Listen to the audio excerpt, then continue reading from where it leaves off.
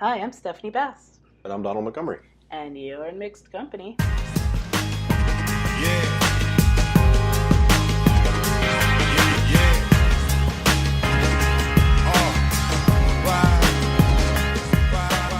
Welcome to In Mixed Company, a podcast discussing mixed race identity and discussing the politics of race constructively and comfortably in mixed racial company. On the podcast today, cultural appropriation, more importantly, which Halloween costumes you should not wear. Hi, Don. Hi. That's pretty, I don't know, that should be pretty obvious. No, it's not. But it isn't, so that's why we're doing an episode. I think it's funny because this is like the second episode this month that's like inspired by people talking about a holiday. Yeah, well, I mean, you and your Facebook arguments. Aww. Sad. So I guess we'll talk about the inspiration of this I was in part of a Facebook argument, which, I mean, it's not the newest information about me, but it was about a friend had posted that her kids wanted to be ninjas for Halloween, and I said, hey, that might be problematic. She asked for advice on whether or not it was problematic, and an overwhelming amount of comments on her Facebook page were supportive of ninja costumes. However, the supportive people were all white voices. Yeah. And they were supportive of ninja costumes. And then there was an Asian person who was commenting, and she was not in support of it. And I was getting angry that the majority of white voices felt that they had more of a right, because there were more of them, than the voice of somebody who is of that descent. And even though she may not have been Japanese, which also came up for some odd reason, I'm pretty sure that she's been mistaken for all sorts of different types of Asian descendancy, right? So, yeah, and I think that happens a lot with conversations about appropriation or anything like that, is that, you know, people who argue for appropriation are generally going to cherry pick who responds so that they can justify what they're saying. So it's not surprising that people did that. It's unfortunate, I think. Oh, and I was like, there were people they were like, oh, I lived in Japan. I'm like, so? Yeah, they knew you were still a white person. I wore a something for, that is appreciation. They invited you to do that. Mm-hmm. Anyways, I got mad and argued with people, but I made a new friend. So something good came out of it. Yeah. But it was very frustrating because then, like, what do you do after sort of a discussion sort of takes on a mind of its own? Well, and also, I mean, it brought you to that idea, you know, like when you look at Halloween costumes and costumes in general, when you look at that and you see that there are very clearly some that just shouldn't be worn. Yeah, like Sexy Handmaid's Tale. Or indigenous chief. Anything. Yeah, or anything really, or because it's not a costume, right? Like that's regalia. It's important.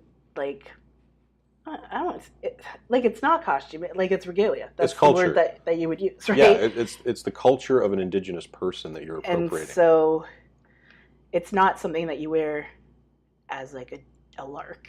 I don't think, anyways. Or to the club on Halloween. Oh man, please do not. So, like, there's things like that. Like, there's things that are earned in indigenous regalia, right? Like, and there are purposes for some of the clothing. So, it's not to go trick-or-treating. Anyways, so this has always been, like, a sticking point for me. And, like, I'm a school teacher, so I'm often having conversations with students about costume choices that they make. Mm-hmm. And I mean, it's easy with kids because they honestly don't mean anything by it. It's their parents that really should have a clue. So hopefully we'll make it a little easier so that, you know, nobody punches you in the mouth when you're in your costume on Halloween. We're always trying to prevent people from being punched in the mouth. Yeah. Definitely don't punch Richard Spencer in the face the next time you see him. I still think that's funny. That's bad. Let's not talk about that right now. Sorry, I just... So we did a little research. So I think it's important to name what is happening with the costuming for what it is. And so when you wear an inappropriate costume that's offensive to people of another race or culture, that's called cultural appropriation. It's when you're cherry picking, you're taking different parts of a culture for your own, not benefit, but maybe enjoyment. Yeah. Okay, or sometimes mockery, because a lot of the times it's mockery, the costumes, right? It's a stereotype. And so, yeah, it is a stereotype, or fetishization, right? Yeah. Did I say that right? Fetishization. And so Mia Mercado, who is a reporter for Bustle, which I love, I think is a great website, defines cultural appropriation as very different from cultural exchange. And cultural exchange is really important to any culture where, you know, a large population are immigrants or are descended from immigrants. And borrowing from another culture is not inherently bad, but it becomes a problem when appreciation becomes fetishization, when exchange is one-sided, or when a culture is reduced to a single stereotype. It's complicated because there's no really set rule. There's a series of tells that mark something as cultural appropriation, but like I couldn't give you a list of all the different examples. I will give you a list of some examples. Yeah. But it really... It also depends on the culture that you're interacting with. Yeah. Because every culture has different rules, different expectations, and different sort of ideas of what is going to be appropriate and not appropriate. Mm-hmm. So I mean, basically, for me, it's just a question of, you know, if someone tells me it's offensive, yeah, that's usually a pretty good indication that there's a problem. For sure. You know, and then you go from there. And I don't think people set out looking to like stereotype and culturally appropriate, like, or offend. I want to make black people really mad with my costume. I don't think that's usually what's happening. No, I think a lot of people. If you're wearing like a Klan costume, and then yeah, you know, I'm gonna make some black people mad. But I don't think that's the first thing that people think about when they're choosing their Halloween costume. No, I think a lot of people do it because they think it's fun or they think it's funny. Yeah. And so they don't mean to be harmful. Yeah, they don't think about how it's going to impact people who are a part of that, right? And so if you're not thinking of whether or not your costume is culturally appropriative, then it probably is. Mm-hmm. Because you need to be really careful if you're trying to do a cultural exchange. But I mean, in the context of this podcast, a Halloween costume is always culturally inappropriate. Like, it's always cultural appropriation because there's no exchange. Yeah. Right? It's you're wearing a costume and then going partying. Yeah. So, I mean, in this instance, it's always going to be, because there's not going to be any reciprocity. There's not going to be any give and take in that exchange. Right? Yeah, exactly. So let's look at some examples. So, like a cultural exchange gone wrong, and it becomes cultural appropriation. Yeah. Well, I mean, you know, fashion is a good example. Yeah, we're going to talk about that with costumes. Yeah. So, I have one. Okay. When people talk about authentic food experiences, like, and then Masha Johnston, who is a writer for Everyday Feminism website, was talking about how there was a quote-unquote authentic Mexican food restaurant, and they called it authentic Mexican food without the sketchy neighborhood. Mm-hmm. And the sketchy neighborhood happens to be the place where the people of color and the Hispanic people lived. Right.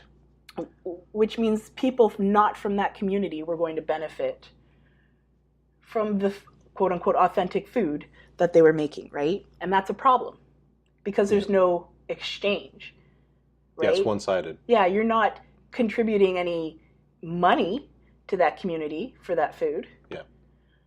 It's somebody else who has gone in and taken those recipes, right, and transported them into something more gentrified. Yeah. So that it's gentrified Mexican food. Yeah, basically. Which is a problem. Right? Yeah, well, yeah, and especially there's also the problem with sort of like, you know, just the fact that the person's like instantaneously assigning, you know, sketchy neighborhood because people of color and Hispanics.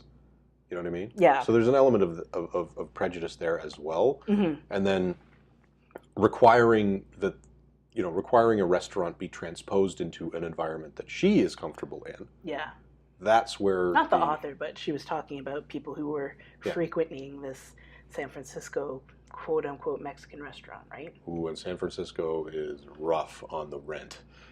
Well, yeah, like it's not a very hospitable place for immigrants or migrants. Non-millionaires? That would be coming through, right? So exactly. There was no benefit to the people whose food were recreating, right?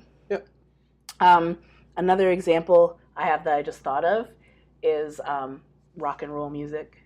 Yeah. Right? And in terms of, like, for example, like Elvis, his career was based on cultural appropriation, which a lot of Elvis fans are going to be like, what? Not the king. But yeah, it was, because very famously, his music producer wanted a white man who could sing like a black man. It's not what he said. Yeah. That is the gist. Yeah, he said it in a much more offensive way. That is the gist. And if he could find that, then he'd make $1 million. And he did. And a lot of the songs that Elvis sang were written by a songwriter named Otis Blackwell. And I remember that because I remember reading an obituary about when he died. And he died almost broke. Mm-hmm. But he wrote Hound Dog. Yeah. And, like, I forget the other ones. But he wrote some of the most iconic Elvis songs. Yeah. And he was this black songwriter. Who got no credit. That was ripped off. Right? And he got paid, but not anywhere what they're worth. No, they bought the songs. And he didn't get royalties, and he didn't, Mm-hmm. And so that is an example of cultural appropriation as well. Like, that's to the max, though, which is a problem. Do you have any other examples? Well, when you use sort of a stereotypical accent of another race or culture, so whether it's a black person or, say, Caribbean or Asian or Central American or South American or whatever, mm-hmm. if you are telling a joke or talking about something and then you copy that stereotype, mm-hmm. right? That's pretty inappropriate. That's racist as hell. Yeah, and that happens a lot. Like an article I found on MTV.com, which was talking about Meghan Trainor's song "No," where she starts talking. She's like, "I'll be like, nah." Yeah. And the vernacular that a lot of African Americans in the States use, and sometimes I use. I don't mean to slip into it, but it happens.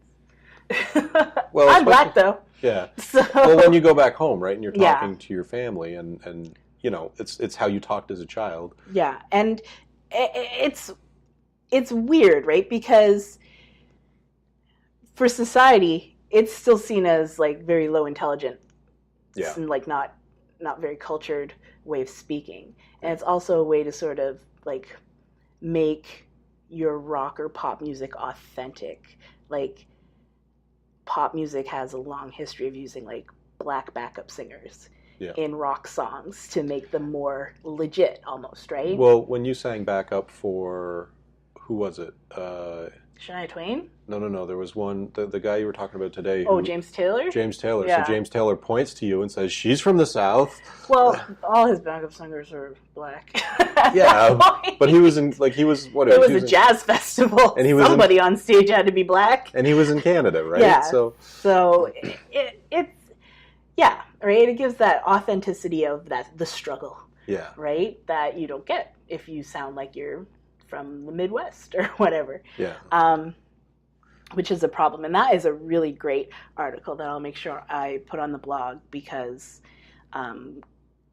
Carvel Wallace he's really on point with that. And he also talks about like Iggy Azalea, and he talks about the way Elvis danced. He would picked up in clubs and juke joints because social dance is really important to black culture, and he sort of co-opted that for his stage as a way that was quote unquote scandalous. And again, black people didn't benefit. We don't benefit from that, right? It's the perpetuation of stereotypes of being hypersexual, for example, when it comes to dancing, Yeah.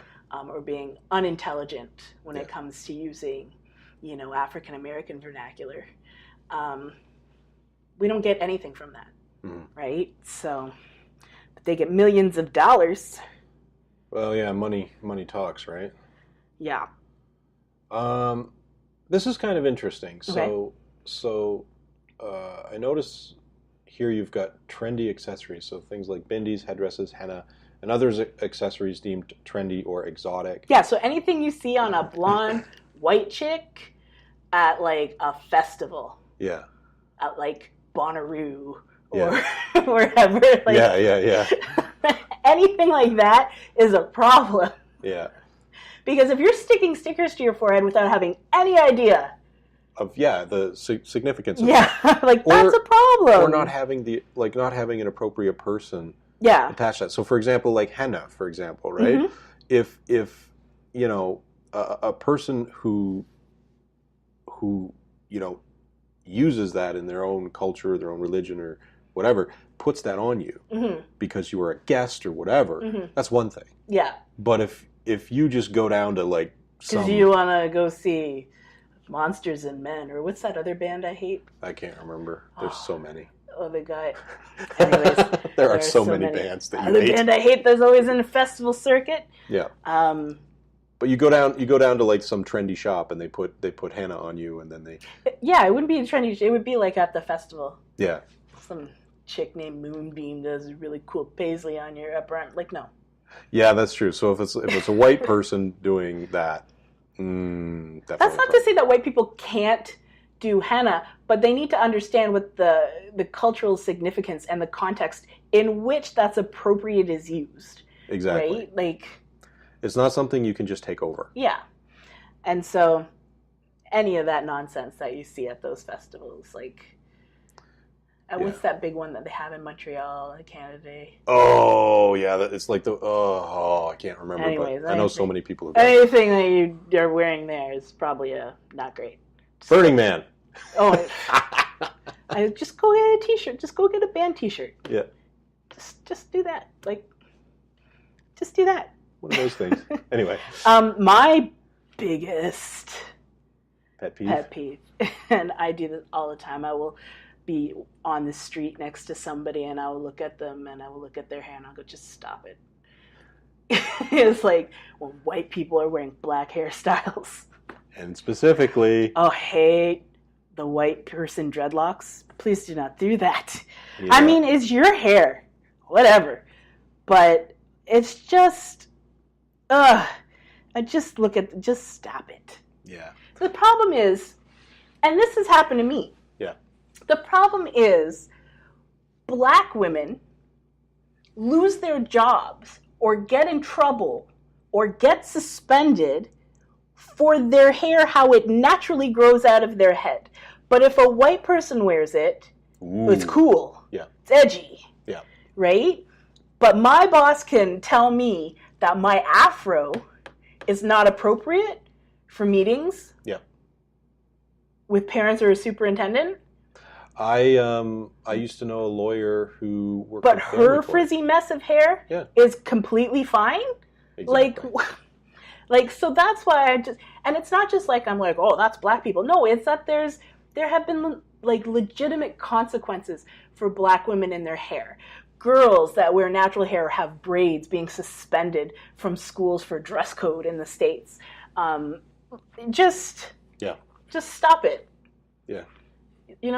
Just comb out your hair. You have a brush in your purse. Just fix it. Don't do that. Otherwise, if I see you on the street, I'm going to tell you to stop it. Yeah. See, and this is the thing. No one can tell you not to do it in the sense that, I mean, you can be told not to do it, but I'll tell you not to do it, but there's no consequence if you continue to do it. No one can force you. No one can force you not to do it. But if you do it, and if you choose to do these types of things, and someone calls you out for that, that's the natural consequence of that action. So you don't really have, a leg to stand on if you get mad at someone for calling you out for doing something that offends them or makes them feel like garbage. Because frankly, that you own that. Yeah. And that person has a right to tell you, hey, that is really disrespectful. What you do with that. I don't think I have a right to say it. I'm gonna say it. But I don't think I have a right to do it. I just think that people don't think past their own, I think that would look good on me. Yeah. Right? Like, I don't think that people are being malicious when they're like, I'm going to get this hairstyle. Yeah. Like, it could just be, I really like it. Yeah. I go, but if you're not doing anything for those people that get comments from their bosses, for those people that lose their jobs, for people who think that they're not taken seriously unless they chemically relax their hair, yeah, I'm one of those people. Yeah. Like, then don't do it. Yeah. Like, you're not making it normal for black people. No, you're making it completely fine for you because white people can do anything. Yeah. But, right? So if you're not going to be on that converse side and give some benefit to what you're doing, then don't do it.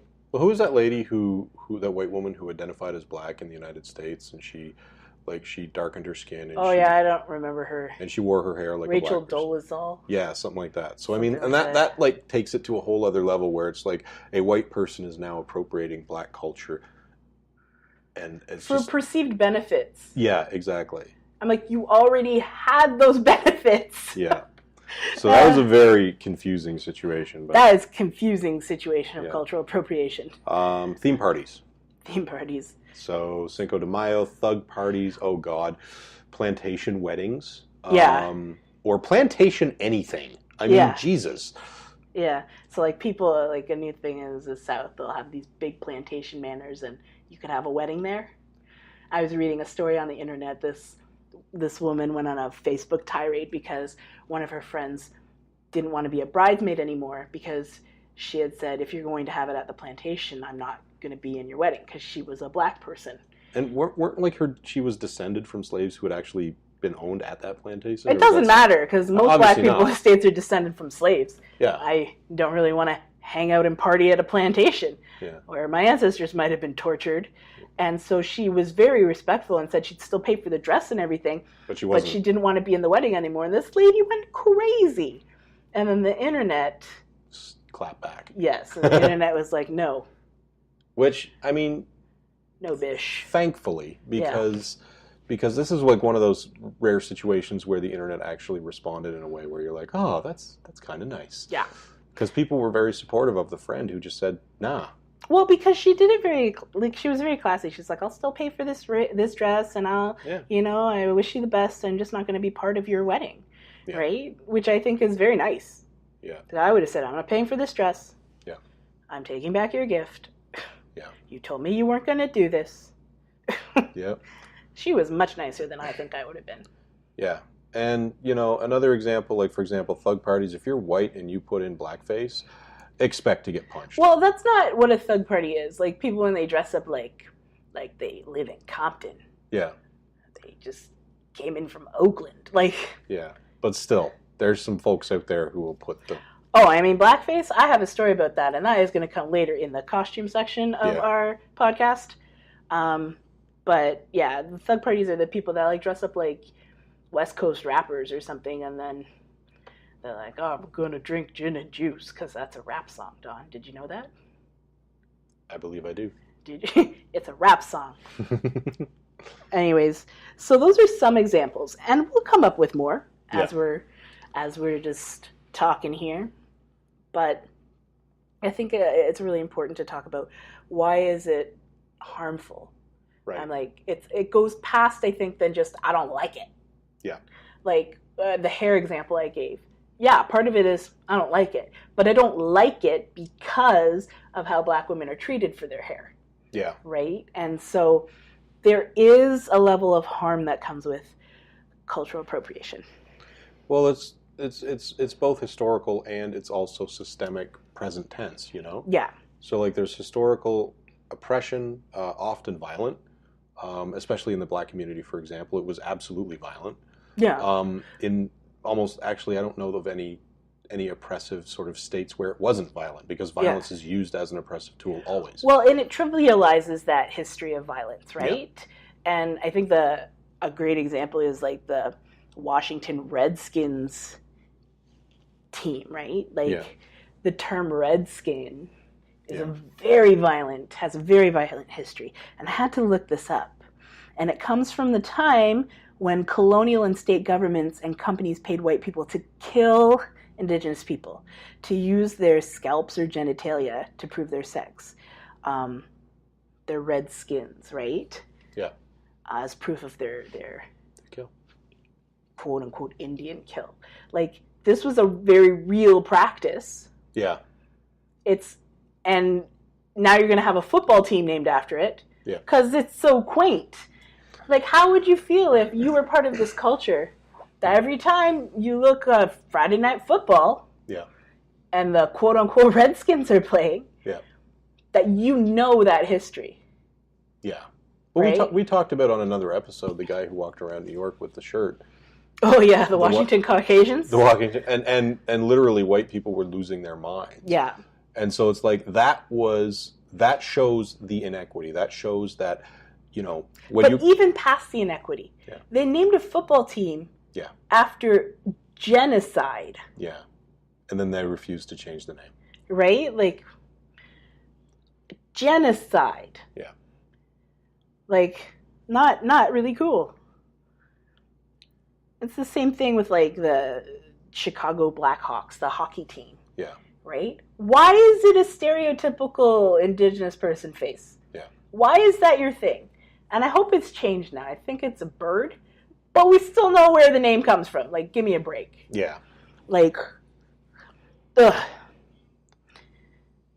There are so many examples of that type of thing. Yeah. Really. I mean, there's too many, unfortunately. The second problem with appropriation is that it shows love for a culture, but it does not necessarily show love for the people of that culture. Yeah. Okay. And really, it appropriation can show love, but it doesn't necessarily show love because it doesn't, though. The exchange will show love because there's something beneficial, right? Yeah. But appropriation won't. Well, it won't, not necessarily even show love for the culture itself because of the stereotyping and the negativity. Yeah, and the thing with the black hairstyles, right? Yeah, exactly. Like, so, or like the really stereotypical sort of, what is it? The Chinese, the old Chinese depictions that you get. Yeah. Of like what was it? Like the Fu Manchu or something like that? Yeah, yeah. Like, that's not cultural, that's not love of the culture. That's just plain, ugh. Well, I mean, I think that one of the harms is that, like, you might love certain parts of a culture, but you're picking and choosing of that. And just because, for example, like the Mexican restaurant that we talked about, that shows everybody's like, Taco Tuesday, right? Yeah. Everybody loves tacos. But in the States right now, how many people love Mexican people? Yeah, exactly. Right? Like, yeah. So, I mean, that's a problem, right? It's not, you can't just take a part of it and be like, see ya, people. Like, it doesn't, that's not how that works. So, because the people are the culture. Yeah.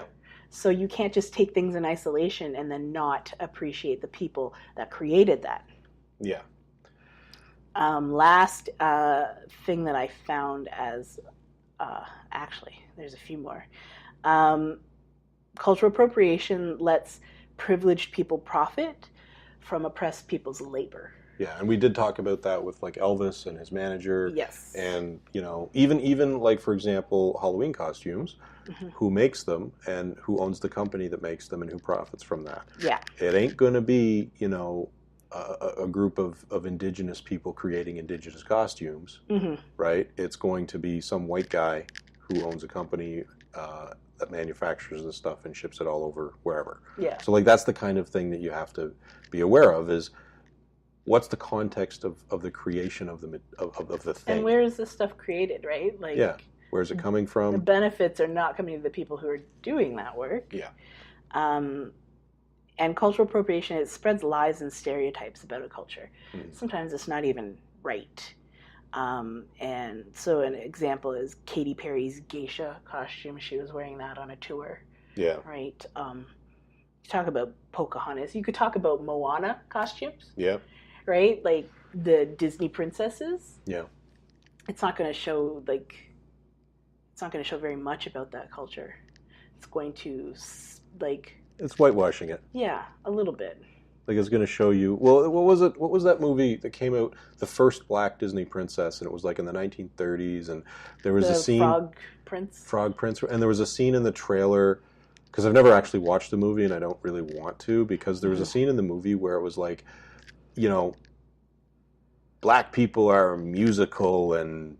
You know, jewelry, there are still problems with that. You know what I mean? Like they were tap dancing and singing and dancing in the street and blah blah blah. And it's just like that is such a stereotypical view of you know. The thing that I always think about is if we're going to talk about costumes is like when people dress up as quote unquote a Jamaican person, right? So a Rastatam, something about marijuana, right? Long dreadlocks. That's not the majority of the Jamaican culture, right? And that is a very stereotyped depiction of one person maybe, right? That and sort of like that person's religion or whatever. Yeah. Right? Like, because I don't really know a whole lot about that. I don't know a lot about Rastafarianism either, but I mean, that's it, right? So I wouldn't dress up. Yeah. As a stereotypical depiction of somebody who follows that religion. Precisely. So... All right, how to tell if something is not appropriate? There's no checklist, really. This requires some critical thinking skills. It kind of does, a little bit.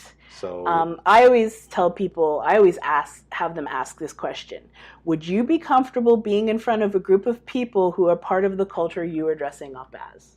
So, for example, if your kids were wearing a ninja costume, would you be comfortable parading them out in a Japanese American neighborhood? Yeah. Right? Like, would you be comfortable with that? Or would you be like, eep? Maybe. You know, that is the first question, I think. Like, right? You want to consider the impact of what you're doing.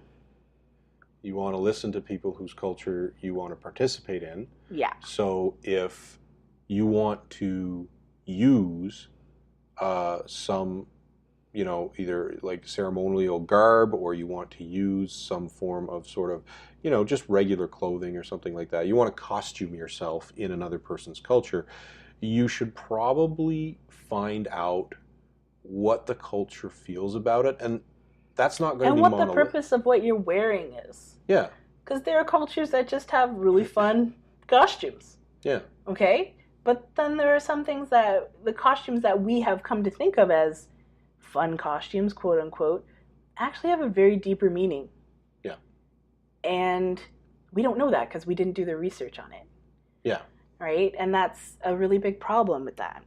Yeah. And the other thing, too, to remember always is that no one sort of person can speak on behalf of an entire culture. It's not monolithic. Yeah. So you're going to get a variety. You're going to get a guy that says, I'm Jamaican and I don't care if you dress up like that. Well, he's not the only Jamaican ever. Yeah. So bear in mind that even if you do have a conversation with one person and they say, yeah, it's fine, don't worry about it, that is not going to speak for everyone. Yeah. All right. So this is not a definitive list, but if you want to be an anti-racist ally, there are certain costumes you should not even be considering. Yeah. At all. Period.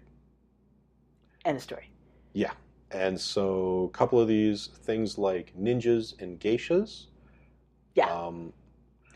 No indigenous anything. No sexy quote-unquote Indian princesses. No headdresses. Yeah. None of it. Yeah. If you They're are not costumes. Yeah. If you're not part of the culture, don't go there.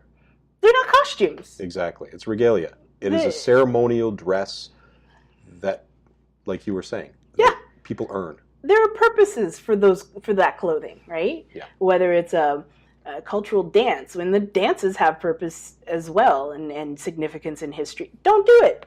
Yeah. At all. No blackface. None Jamaican of that. bobsled team or... Orange is the new black prisoners. Oh, Lord. And we've seen that a few times. Yeah. When I was in teachers college, in my school, there was a scandal because they dressed up as the quote-unquote Jamaican bobsled team. Yeah. And half of the people in my class were like, oh, I don't see the big deal. Yeah. Blackface could be its own episode and might be its own episode. Yeah. It was a very offensive art form that stopped black people from being in show business, but allowed white people to still laugh at black culture, right? So not awesome. That's blackface in a nutshell. Just Google blackface Wikipedia. You're going to get a very long article. Yeah. No turbans, no hijabs, no ISIS members. Yeah. No dead terrorists. I've seen that too. Yeah. No quote unquote like Middle Eastern, whatever. Yeah. People are in a costume. Yeah. Like. No sexy rabbis. I've never seen that one. I have. It's terrifying. Okay, don't do that either. I don't like that. It's just not right. And this one's kind of controversial. I say no Moana or Maui costumes. No Pocahontas costumes. Yeah. None of that. People have disagreed with me. Yeah. They're like, it's a cartoon. It's a cartoon that appropriates a culture. Yeah. I mean, it's really cool that they made that song in whatever Polynesian language that was. Yeah. But I say no. But your mileage may vary. Yeah. Again, I hope you know something about the Polynesian culture that is being represented in that movie, because if I see you, I am going to ask you. Yeah. What do you know? So, that's an interesting, that's going to be an interesting conversation. I'm going to ask you. Share on the podcast. And Susan Scafidi, who is the author of Who Owns Culture, Appropriation, and Authenticity in American Law. She encourages people to follow 3 different rules, which she calls the 3 S's. First thing is the source. Think about the source culture. Is it a culture that's been historically discriminated against or oppressed? If so, and you're a white person, you need to proceed with caution. But if you want to be like somebody that I knew wore like a kilt, and she was a Highland dancer and she wore that, and I was like, what's your costume? She's like, I don't know, Scotland. Yeah, go for that. Again, racism only flows in one direction. Yeah, it does. It's a top-down system. Anyone who argues otherwise does not know the first thing about how racism works. They need to educate themselves. And, if you are going to, if you go up the hill, yeah, it's not the same thing. It's not, right? Like the Washington Caucasian shirt. Yeah, people's feelings were hurt. But there was nothing oppressive about it, right? Yeah. The second S is significance or sacredness. What's the significance of the thing that you want to wear? Is it something with major cultural or like significance, or is it sacred, or is it just an ordinary item? For example, she notes that indigenous headdresses, they're the equivalent of military medals. They were earned. And they're not just a decoration hat. They're not just jewelry. There's a deep sacred significance to them. So they're not a costume. Yeah.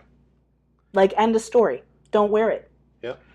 And the last thing is similarity.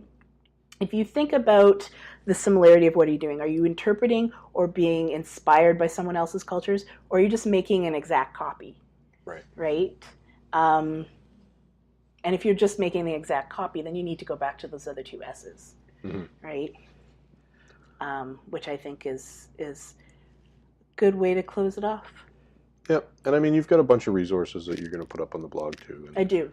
So that's part of the the unwrapping of this, right? Is not just to sort of review what we've said about it, but to actually look at the material and and if you have a costume in mind and you're not sure about it, research it. Somebody's written about it. Yeah. Email me. I will tell you. Yes, and it's not going to be like, here's the thing, you haven't worn it yet. Like, I want to be a redneck. And I'd be like, okay, that's probably not great because you'd be making fun of people who live in poverty. Think of something new. Yeah. There are tons of funny costumes out there that aren't culturally appropriate. I saw one the other day. It's like this one and this lady, and she's holding a lost dog poster, and it's like inflatable. And then when you turn around, it looks like she sat on the dog. That's hilarious. Yeah. I have a friend that's been a banana for 7 years in a row. Yeah. Do that. You're going to do an emoji? Yeah, I'm being an emoji. So, I mean, you know. Yeah, there's lots of things out there that you can be that aren't inappropriate. Yeah, Go for it. Use your imagination. Yeah, although dog lovers with the sitting on the dog might disagree. That's hilarious, though. I know. It's not quite the same thing. That's hilarious. There's another one where you could be a guy racing an ostrich. It's inflatable, and your feet are the ostrich feet. And dinosaur costumes? Yeah. T-Rex costumes? Be a T-Rex. I friggin' love those. Be a those. T-Rex in different situations. Be a chef T-Rex. You know? Be a locomotive engineer T-Rex. Just put a funny hat on it. Farmer T-Rex. Like, you could buy that T-Rex costume and use it for the next 7 years. Yeah. Just construction. Yeah. Construction. Construction T-Rex. You could be Leather Freddie Mercury T-Rex. I don't know. Combine it all. Just use your imagination. And with that visual in mind. Yeah. Or just be the motorcycle guy from the Village People. I don't know. There are so many things you can be. Yes. There really are. Don't be the Indigenous guy from the Village People, though. I have a problem with that one. Agreed. But yeah, that's it. Just because the podcast is over doesn't mean the conversation has to stop. We would love to hear your comments, reflections, and questions. Visit us at our blog, imcpodcast.blogspot.com, or tweet to us at imcpodcast. If you're a Facebook user, we have a page there too at facebook.com/imcpodcast. New episodes upload every Sunday. Our theme song is called Righteous Fight by Angara. Thanks for listening. See you next week.